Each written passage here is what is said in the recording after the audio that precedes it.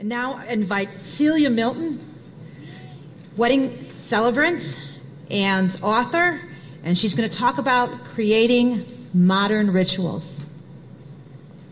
Yay! I don't know that I really want to talk after that. Where are my bride and groom? Come on, bride. Come on, groom. Congratulations. Can I set up here? Just put it on the plate. Yes, I would like you to put the sushi on the plate. Good morning, everybody. It's great to see you all. Whether you're a celebrant already or you're just becoming one, congratulations. It's a lot of fun. So now I want you to imagine that you're at a wedding as a guest. The great love story has been told, the vows have been exchanged, the rings have changed hands. So we're going to pick up right there in our mock ceremony. Hold hands. No, however you like.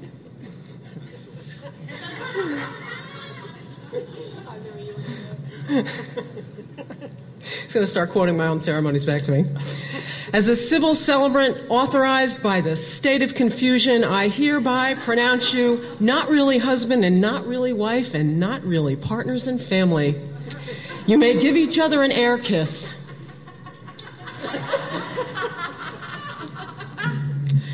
Now, when we were discussing what ritual elements we would include in May and Michael's wedding, Michael blurted out, we should have food. Nothing could be more appropriate, especially for this couple, because they love food. Cooking together and eating together, entertaining their friends and their family. Sharing food is never about eating. Sharing a meal is one of the most powerful demonstrations of family and fellowship. It is our connection to the world around us, to the sea, to the earth, and to the air, all of whom contribute to this moment. The sushi that Michael and May will share gives us all those elements in the palm of their hands.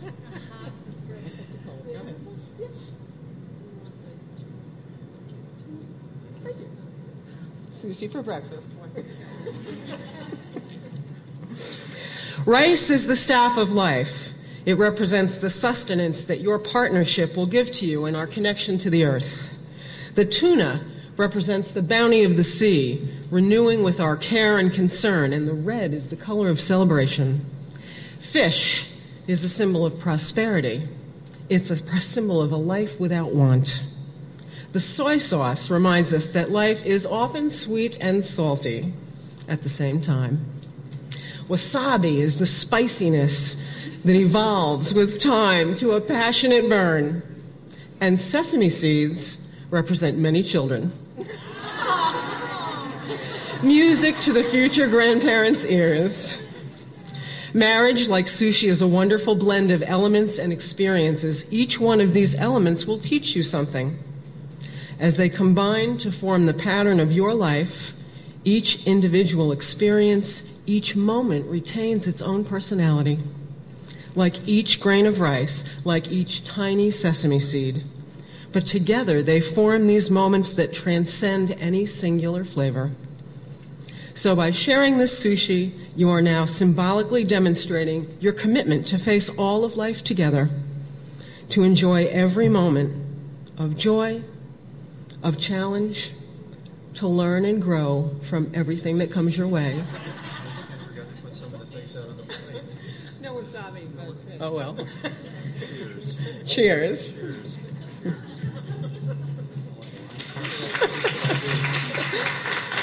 You may be seated. So welcome to Creating Modern Rituals. That phrase, modern ritual, it might seem either contradictory or abstract in that kind of crunchy granola, let's hug a tree kind of way. But I'll suggest that while it may be both, it doesn't really have to be either. I'd prefer to call this thing making memories. Let's keep it really simple. No PowerPoint, no laptop, no nothing. When we make a ritual, we create a visual, tangible reminder of the event that we're celebrating. In many ways, we create, as my friend Poet John O'Donohue would say, a feast for the senses. By injecting the unexpected chunk of senses, whether it's the smell of incense or the sound of a gong or the unexpected visual of a draping or a lasso or the 7 steps, we have shocked emotion into remembrance. Rituals exist all around us in huge and in tiny ways, and they serve us well. You've created rituals for yourself. You probably have had a couple of ritual moments already, the way that you made your coffee this morning, your lucky shirt, or your lucky socks, or your lucky black pen, no blue. The way you print your ceremonies, the way you print your keepsake copies, or maybe the way you even start to write. Do you gather all your books around you? Do you need that pen? Do you need that music? Maybe you use visualization. Maybe you use an inspiration board. Maybe you image. We all have our rituals, and we need them. Clearly, the challenge might be to find something that isn't a ritual, not what is. Each word and every movement in a ceremony is filled with meaning. And while, of course, the joining of the partners is the most obvious, the most important reason for that gathering, there are always the subtexts. There are always the nuances to the ceremony, and it's your expertise that will help you and your couples really create rituals that are evocative and celebratory. It sounds really mysterious, but it really isn't. Every time you suggest a way for a couple to remember their relatives who've passed, every time you integrate a favorite object, a cherished poem, every time you tweak that sand pouring, or encourage your couples to approach their vows in a different way, every time you do that, you're creating a ritual. Every time you step away from that unity candle and have your couples pour salt or share wine, you're creating a ritual. And after your ceremony, when Uncle Phil comes up to you and says something like, I really didn't expect much from that ceremony. It wasn't in a church, but I was really moved. And trust me, it'll happen. You'll know that you created a ritual, but you've created a ritual that every person in that room is going to remember, far beyond the context for which you created it. That's a great ritual. Now, we might ask, why bother to reinvent the wheel? Well, because the wheel needs a new hubcap. Rituals connect us to each other, to humanity. They continue a holistic connection, but we need to express it in language that works for that couple. The creation of ritual, it's a really delicate task. Partly because as officiants, we can only be responsible for half of that journey. We're meeting our audience halfway. The other part, the larger part perhaps, is that the audience is responsible for that creation just as we are. Many of us feel alienated by the rituals we grew up with, but we still yearn for rituals that express us. They express our individuality, and they may, at the same time, embrace change and tradition. And your clients are no different. In many of their families, the contemporary families, rituals are totally abandoned. There is no family dinner anymore. Many of our younger clients seek those rituals that speak in their language, not their grandparents', even though each generation will hold the same values dear. We live in a crazy, temporary society, and it's a society that longs for ritual as a whole.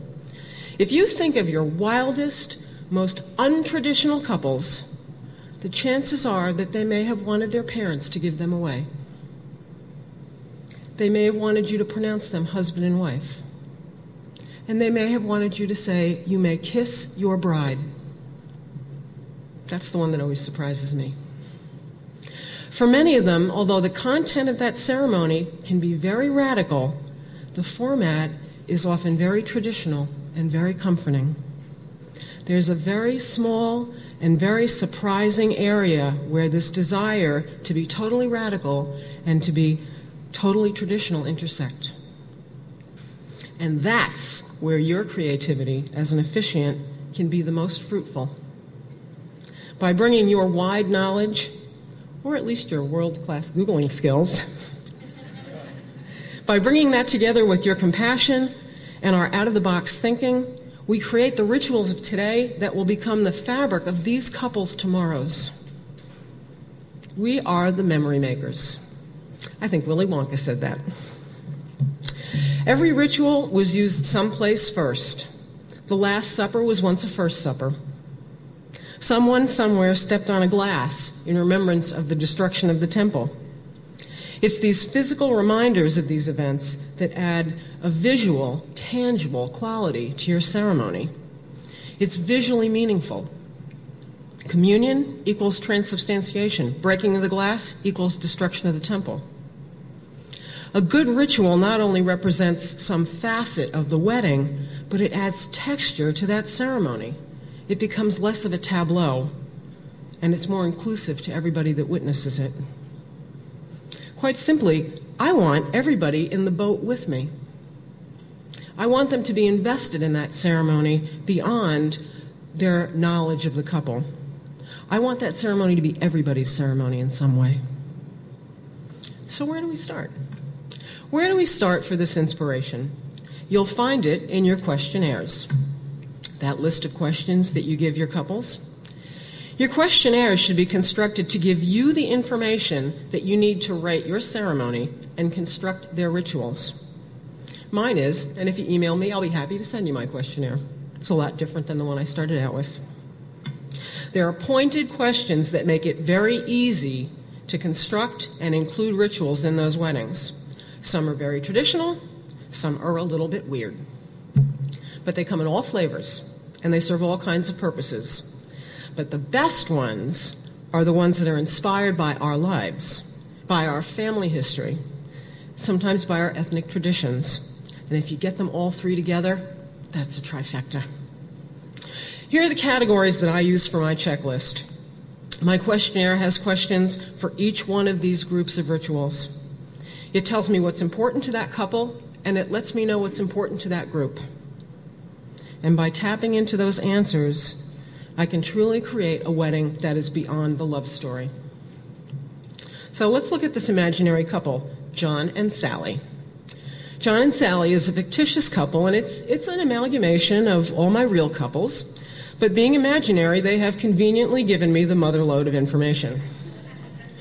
So I've woven their answers into this discussion. When I think about rituals, I think about 4 categories, and interestingly enough, this is usually the order in which they come in the ceremony. There's the history of the individuals and of their families. There's the unity of the couple. There's the unity of the wider group. And then there's the change of status. I think that goes back to Van Gennep. That was a long time ago for me. So what's important to the bride or groom? What rituals are already part of their daily lives? What could be transported into that ceremony as a remembrance of each individual or their families? Are holidays important to them? Do they go on vacations together? Do they collect things? What books, what poetry, what music do they like? There's a reason for those questions. What lullaby did mom sing to that baby? What book did they read under the covers when they were supposed to be asleep? Is there a song or a poem or a toast or a skit that they perform at every family function, no matter how embarrassing? John and Sally both mentioned that they loved going to their grandparents' house for family dinners. Their family is very important to them, and they wanted to honor their background without a memorial moment in their ceremony. So we decided to do a sand pouring, but instead of using glass vases, we decided to use a gravy boat from each grandma. It was a sweet remembrance of each grandma and of all those happy times, and it was also a subtle reminder of that table hospitality, that communion. Of course, one of the most common rituals we're asked to create is the remembrance. Sometimes it'll be a moment of silence. Sometimes there are photos of the relatives at their receptions. If you ask your couples what they remember about their relatives, the odds are that what they remember is going to include an object. And that object can very often be included in their ceremony with words to mark its importance. Dad's hat could be used for the wedding cards and then kept as a remembrance of that day. One of my grooms wore his dad's Converse sneakers with his tuxedo. Noted that he'll wear them on every anniversary. Mom's locket might be given to the daughter during the ceremony to pin on her bouquet. Maybe the fabric from the mother's wedding dress could be used as a hand-fasting cord. There are so many talismans that are handed from parents to grandparents to children. A well-placed question will give you just a wealth of answers. And part of the beauty of suggesting these elements is the suggestion that motion, that those moments, that those words be repeated on an anniversary. You also give your clients a chance to revisit their relatives in a way that they may not have done recently. Then there's the unity of the couple. Many couples include unity rituals in their weddings to signify the joining of each partner into this relationship that's going to bring them fullness. It'll allow them to grow as a couple as they grow as individuals. Elements like unity candles and sand ceremonies are fairly well known. But if you're designing your couple's ceremony to reflect their personal history and their personal future, why don't you use something that's theirs? That's where the fun really starts. Is there an element from their courtship that stands out as emblematic? Did they meet at the beach? Well, then the sand ceremony is perfect. Did they bake bread together? A ritual that involves breaking bread is perfect. Did they love discovering new wines or beer or tequila? Sharing of those beverages demonstrates how this couple is united in ways that are uniquely theirs. It shows how their relationship is truly a sanctuary from the larger world. And usually, these rituals involve actions that cannot be undone. The blending of sand or salt or wine, the braiding of cords, these are things that send this message that there can be no separation now that this couple is united. John and Sally made this way too easy. In their questionnaire, they noted that they met at a baby shower. John is a chocolate sommelier who creates tastings and walking tours through New York. Sally's aunt had arranged for a baby shower for her cousin, and Sally attended it with some of her friends. Well, since chocolate figured so prominently in their first encounter, and then became a star player in their reception, of course they had a chocolate wedding cake, it made delicious sense that we use chocolate in the ceremony. So I asked the groom to supply 2 of the same truffles they tasted during their first meeting. They were displayed on a beautiful crystal platter, and during the love story part, I talked about how they met. And then we made several other references to chocolate.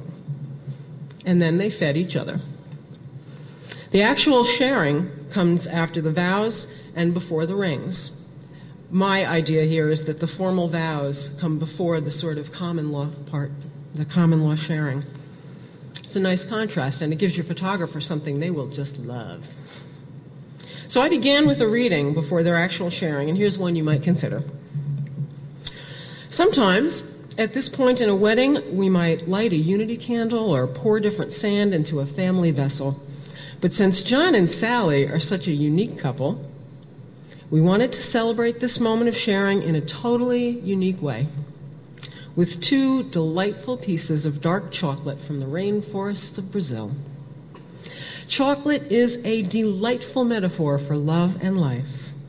The possible flavors and textures of chocolate are endless. Each truffle, each sliver, each kiss promises the discovery of a new treat for the palate. For the chocolate lover, navigating the world of chocolate is as exciting as the lone explorer discovering new and uncharted territory. You get the idea. I do love this line, though. By sharing this chocolate, you promise to be present in darkness and light, in sweet and in bitter, in dismal and delicious, even when life gets a little nutty. Can never go wrong being corny, you know? We need to encourage our couples to think outside that box, even if it's a heart-shaped box full of satin and candy. We need to encourage them to work with us to create this ceremony that's going to really reflect them, but I would go with dark chocolate because we don't want fingerprints on the wedding gown. That ceremony was really a bonus because we had everything. I got to mention the aunt, the cousin, the friends, the baby, the shower. All of those people in that room are right in that boat with me from that minute on. They're no longer watching a wedding. They're part of the wedding, and that is key. A wedding is always a community event. It's more than a joining of two people. It's a chance for their friends and family to embrace them as a couple and as a family and as part of this larger community. Ideally, it's transforming to everyone, and there are so many ways to include the group. Do they collect rocks from their travels? Didn't know about the rocks, but thanks. The wishing rock ceremony is perfect. Everybody gets a rock when they enter. They're instructed by a member of the bridal party or an usher or maybe a framed card on the table to take that rock and infuse it with their dreams and their hopes for the couple. The rocks are collected at the end and put in another vessel, and that vessel can go home with that couple with all the wishes and dreams that shaped those rocks that day. For John and Sally, their relationship was marked by rain. It rained when they met. It rained when they first kissed. It rained at Disneyland. It rained so bad they couldn't have the fireworks over Cinderella's castle.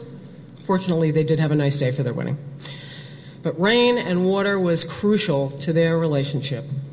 So at their ceremony, we had a giant vessel of water at the entrance, and we asked the ushers to urge everybody coming in to dip their fingers in the water. And then, after the rings, we poured that water over their hands, noting that each one of those people had infused that water with their hopes for the couple. It was messy, but it was cool. Wishes can be imparted to this couple in many ways. My colleague, Julie, who many of you know, has a great ritual called Wedding Words of Wisdom. She uses this at many of her ceremonies, and it's particularly great when you have a teeny tiny little ceremony with 5 or 6 people, and that life story seems a little like overkill. She takes a beautiful box, and she has quotes. Some of them are funny, some of them are sage advice, some of them are just thoughts about being married. It's passed around to the family, and the people stand up and they read the quotes. It's pretty fabulous. Those quotes could then be put into their guest book, they could be put into a time capsule, and ideally they could be read on their anniversary every year. Other rituals you could try would be the candle, unity candle, passing through everybody in the audience. Very excellent if you've got a dark room. Not so great with banquet halls because they don't really like that many open flames. But one of my favorite unity rituals is the ring warming. And it's especially meaningful if that ring is a family heirloom. It works best for groups that are less than 100. The best man takes the ring in a little bag, brings it back there to you, right back there, right in front of you. He's going to start there. And I'm going to say this. You're all so important today. My fictitious couple has been inspired by all of you in highly personal ways. They've invited you to be here to witness the ripples of their happiness. It's a wellspring of unity that starts with them and cascades to all of you. Many of you have traveled to be here.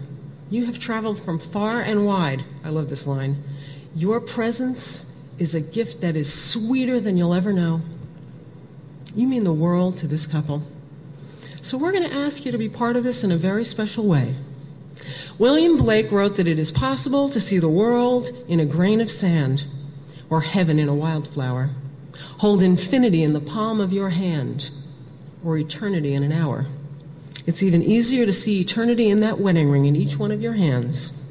So now I want you to make a wish into that ring, you in front of the west side over there. And then you hand that ring to the next person. And it comes all the way up this side, and then it'll go all the way down that side. And your photographer is going to think you're brilliant. Because instead of having this picture of 100 people looking at me, they've got these pictures of people making a wish on those wedding rings. It's fabulous. Then we get to the change of status. Everybody anticipates a life celebration, whether it's a birthday or a wedding. They want to have a deep wow that comes out of it.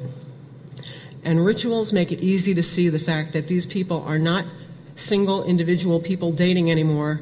Now they're a family. Probably the most recognizable symbol of transition is giving away the couple by the parents at the beginning. And even some of your wilder, crazier, more radical couple will want to be given away. Sometimes both of them. This is the perfect time to introduce this is at the end when they're now married. Jumping the broom. Perfect. We think of it as an African American ritual, but it's actually a Celtic ritual as well. My couple, tonight, not John and Sally, are getting married on Arbor Day. That's today, or at least I hope it is. This presents a really great opportunity for a change of status for them. There's a memento that's very thematic. When they got engaged in the backyard of Sally's parents' house, or whoever it is. They planted a little tree. And tonight, they're going to take that little tree, and it's going to be on their altar space, and tomorrow they'll go and plant that little tree in the backyard. It's perfect.